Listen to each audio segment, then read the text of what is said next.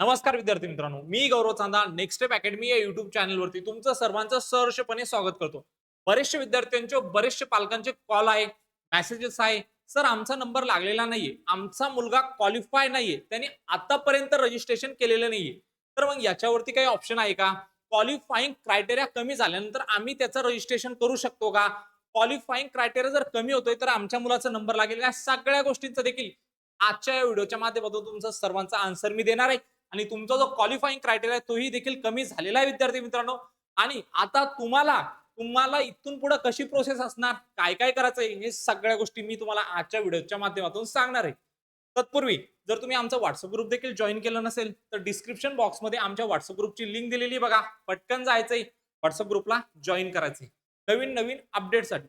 आणि अजून जर विद्यार्थी मित्रांनो आमच्या चॅनलला सबस्क्राईब केलं नसेल तर पटकन या ठिकाणी सबस्क्राईब करायचंय. तुम्ही जर आले या ठिकाणी सीएटी सेलच्या ऑफिशियल पोर्टलवरती तर तुम्हाला काय एक नवीन अपडेट मी आजच्या व्हिडिओच्या माध्यमातून दाखवणार आहे. तत्पूर्वी विद्यार्थी मित्रांनो बघा, आयुष या कोर्सेससाठी आपली जी काउन्सिलिंग होती बघा, ती संपणार होती बघा 10 तारखेला. शेवटचा राऊंड झाला होता, आपली कट ऑफची डेट आलेली होती बघा. तसंच एनसीआयसीएम कडून आपल्याला काल एक नवीन अपडेट भेटली बघा. त्यांनी ती कट ऑफची डेट होती बघा, तिला एक्सटेंड केले. ओके, 20 डिसेंबर पर्यंत.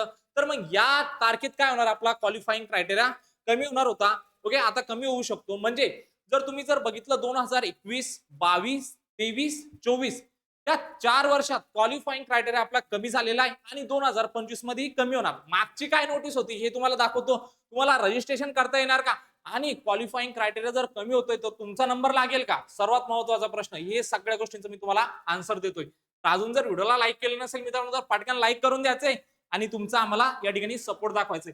विद्यार्थी मित्रांनो बघा, एक नोटीस होती बघा, ती लास्ट इयरला आलेली होती बघा. सीएटी सेलच्या ऑफिशियल पोर्टलवरती 18/11/2024 ला आलेली नोटीस आहे बघा, 2025-26 साठी. आता काय असणार हे देखील मी तुम्हाला सांगणारच आहे. ओके, तर आता ही जी नोटीस आहे बघा सीएटी सेलच्या ऑफिशियल पोर्टलवरती या ठिकाणी येणार आहे, जे की अजून आलेली नाहीये. मग या नोटीस मध्ये आल्यानंतर आपल्याला काय काय नवीन बघायला मिळणार? ओके, आपलं रजिस्ट्रेशन होणार का? आपल्याला सीट माहित पडणार का? अजून किती सीट्स वॅकंट आहे महाराष्ट्रामध्ये? या सगळ्या गोष्टींचं मी तुम्हाला आन्सर देणार आहे विद्यार्थी मित्रांनो. ही जी लिस्ट आहे बघा, तुम्हाला ही जी नवीन अपडेट आहे बघा, नोटिफिकेशन सेक्शन मध्ये या ठिकाणी काय होईल, एक पॉपअप शो येईल बघा सीईटी सेलच्या ऑफिशियल पोर्टलवरती www.mahacet.org च्या ऑफिशियल पोर्टलवरती. विद्यार्थी मित्रांनो नोटीस मध्ये काय होतं बघा, लास्ट इयरला ही जी नोटीस होती बघा आलेली होती या ठिकाणी बघा. यामध्ये तुमचं न्यू रजिस्ट्रेशन करण्यात आलेलं होतं बघा, बीएमएस, बीएचएमएस, बीएमएस या कोर्सेससाठी, थोडक्यात ग्रुप बी साठी. ओके, त्यानंतर विद्यार्थी मित्रांनो बघा, यामध्ये आता काय दिलेलं होतं तर बघा, तुमचा जो क्वालिफाईंग क्रायटेरिया आहे बघा, तो या ठिकाणी रिड्यूस करण्यात आलेला होता. जनरल साठी 112 जनरल आणि ईडब्ल्यूएस, त्यानंतर ज्या कॅन्डिडेटचे रिझर्व्ह कॅटेगरीज असतील त्यांच्यासाठी 87. ओके, आणि त्यानंतर जे कॅन्डिडेट हँडिकॅप असतील पीडब्ल्यूडी त्यांच्यासाठी 99 हा काय करण्यात आला होता, क्वालिफाईंग क्रायटेरिया रिड्यूस करण्यात आला होता. मग त्यावेळेस क्वालिफाईंग क्रायटेरिया कमी झाला, मग यांच्यासाठी काय या ठिकाणी नवीन संधी निर्माण झालेली होती ते देखील मी तुम्हाला सांगतोय. मी या पीडीएफला थोडं जरी स्क्रोल केले, अशीच पीडीएफ तुम्हाला सीएटी सेलच्या ऑफिशियल पोर्टलवरती बघायला मिळणार विद्यार्थी मित्रांनो, जे की 2 या 3 या दिवसांमध्ये तुम्हाला सीएटी सेलच्या या ऑफिशियल पोर्टलवरती काय भेटेल, ही पीडीएफ भेटेल. या पीडीएफ मध्ये काय दिलेलं असेल देखील मी तुम्हाला सांगतोय. बघा, यामध्ये तुमचे नवीन रजिस्ट्रेशन या ठिकाणी कंडक्ट करण्यात येतील. ओके, ते लास्ट इयरला कंडक्ट झाले होते बघा. 2 दिवसाचा, सॉरी 3 दिवसाचा काय भेटला होता, यामध्ये वेळ भेटला होता विद्यार्थ्यांना. ओके, त्यानंतर विद्यार्थी मित्रांनो या ठिकाणी जर बघितलं तर तुम्हाला, जर तुम्ही अजूनपर्यंत रजिस्ट्रेशन केलं नसेल तर रजिस्ट्रेशन करायचं. सर्वात पहिले ते रिक्वायर्ड डॉक्युमेंट आहे बघा, त्यांना काय करायचंय, या ठिकाणाहून अपलोड करायचंय. यासाठी पण डेट दिलेली होती. जर तुम्हाला माहित नसेल का रिक्वायर कोणकोणते डॉक्युमेंट आहे, तर तुम्ही नेक्स्ट स्टेप अकॅडमीचं ऍप्लिकेशन डाउनलोड करू शकता. ऍप्लिकेशन डाउनलोड केल्यानंतर मेडिकल काउन्सिलिंग या पेड काउन्सिलिंगच्या सेक्शन मध्ये जायचं. तिथे हे डॉक्युमेंट तुम्हाला फ्री मध्ये दिले, तुम्ही तिथे बघू शकता. बघा, एक वेळेस तुम्ही रजिस्ट्रेशन केलं महाराष्ट्रामध्ये, ज्यावेळेस क्वालिफाईंग क्रायटेरिया कमी होणार, ज्यावेळेस तुम्ही रजिस्ट्रेशन करणार, तर मग तुम्ही महाराष्ट्रामध्ये किती नंबरला आहात, किती लोकांनी तुमच्यावरती आहे हे कळणार. थोडक्यात म्हणजे एसएमएल लिस्ट येणार, ज्यावेळेस तुमचं रिड्यूस होणार क्वालिफाईंग क्रायटेरिया. 3 दिवसात काय होणार, तुमचा क्वालिफाईंग क्रायटेरिया ठिकाणी रिड्यूस होईल. त्यानंतर विद्यार्थी मित्रांनो पब्लिकेशन ऑफ सीट मॅट्रिक्स येईल. ओके, त्यानंतर सीट मॅट्रिक्स आलं म्हणजे महाराष्ट्रात कळेल आपल्याला का बाबा किती सीट अजून वॅकंट आहे. ओके, तुम्हाला लगेच कळेल का माझा नंबर कोणत्या कोणत्या सिटीमध्ये लागू शकतो. आता क्वालिफाईंग क्रायटेरिया जर कमी झाला विद्यार्थी मित्रांनो, तर यामध्ये 2 संध्या निर्माण होतात. ते देखील मी तुम्हाला थोड्या वेळाने सांगतोच का तुमचा नंबर लागू शकतो का नाही लागू शकत त्यामधून.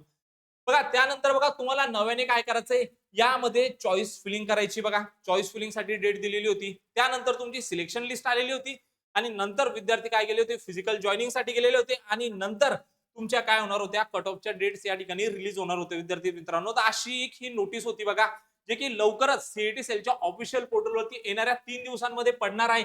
आणि स्ट्रे वेकेन्सी राउंड 6 साठी तुमचे काय होणार, रजिस्ट्रेशन देखील होणार आणि राउंडला पुन्हा नव्याने काय मिळणार, संधी मिळणार चॉईसेस भरण्यासाठी. ओके. त्यानंतर विद्यार्थी मित्रांनो, महत्वाचा मुद्दा, तुमचा नंबर लागेल का? बऱ्याचशा विद्यार्थ्यांना, बऱ्याचशा पालकांना पडणारा हा प्रश्न. तर विद्यार्थी मित्रांनो, एक गोष्ट लक्षात घ्या, हे डिपेंड करतंय का महाराष्ट्रामध्ये अजून देखील किती सीट्स वॅकंट आहे. आपल्याला हे कशातून कळणार, ज्या वेळेस पोर्टलवरती सीट मॅट्रिक्स येणार त्यावेळेस आपल्याला कळेल का किती सीट्स वॅकंट आहे. त्यानंतर दुसरा एक असा मुद्दा या ठिकाणी येतो का ज्या विद्यार्थ्यांना मॅनेजमेंट मधून ऍडमिशन करायचं असेल त्यांच्यासाठी काय ही चांगली संधी बघा. जे अजून क्वालिफाय नव्हते ते या ठिकाणी क्वालिफाय होतील आणि त्यांचं मॅनेजमेंट मधून या ठिकाणी काय होणार, ऍडमिशन होणार. पण हे कशावरून कळणार आपल्याला का महाराष्ट्रामध्ये अजून किती सीट्स बाकी आहेत ते सीट मॅट्रिक्स मधून कळणार. ओके.